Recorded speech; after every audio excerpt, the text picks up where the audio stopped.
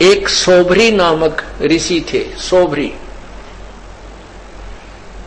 और वो परमात्मा की तरफ में संत के पास गए। उस संत ने जैसी उसको तपस्या साधना बताई वो दृढ़ होकर लग गए। उन्होंने कहते हैं कि जल में खड़ा होकर के तपस्या की। बाल ब्रह्मचारी था, शादी भी नहीं कराई थी, और एक दरिया में जाकर के वहां तपस्या की बहुत दिनों तक, 10-12 वर्ष तक। वो वहां फिर क्या देखने लगा, कुछ दिन के बाद एक मगरमच्छ था,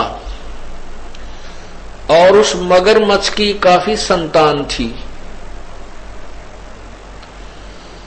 तो वो मगरमच्छ के पोते पोती, दोते दोती, वो उस मगरमच्छ के आसपास प्यार से घूमती थी और अपनी दूम से उस मगरमच्छ को प्यार देती थी, लाड करते थे। जैसे पोते पोती को दादा दादी की छाती पर लौट जा, कदे उसके कंधे पर बैठ जा, बैठे गए, तो इस तरह वो प्यार देती थी।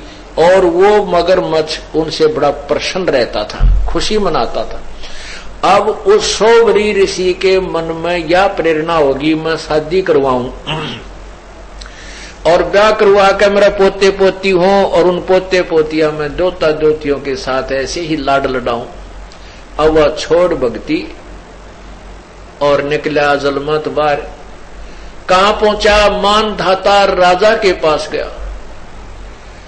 अब उन राजाओं को पता होता था कि ये साधु जो आते हैं साधना करके, ये बड़े तोब का गोला होते हैं, एटम बम होते हैं, ये जो भी मुंह से निकाल देंगे वचन वो पार होता है। अब वो सोभरी ऋषि तपस्या करके उसका शरीर भी वृद्ध हो रहा, काफी वर्ष हो गए थे, और हाड़ सारे दिखे, बूढ़ी सी शकल, बाल बढ़ रहे। और वो जाकर मानधाता राजा से बोला कि आप मुझे एक कन्या दे दो, अपनी लड़की मेरे से ब्याह दो। मानधाता के 50 लड़की थी। अब राजा बड़ी असमंजस में फंस गया, जब नाटू तो शराप देगा, अरे से बूढ़े बूढ़े के अपनी जवान लड़की ने ब्याह हो, मेरा कैसा मूर्ख नहीं, बताइए क्या करूं, ये भगवान बड़ा फंसा।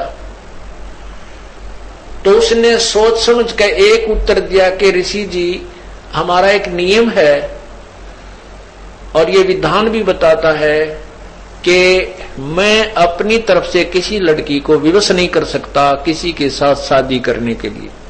यदि वो लड़की स्वयं पसंद करे, कोई भी लड़की आपको पसंद करे, तो मुझे एतराज नहीं। अब राजा ने बेरा था, इसे बूढ़े ने कौन लड़की पसंद करेगी। तो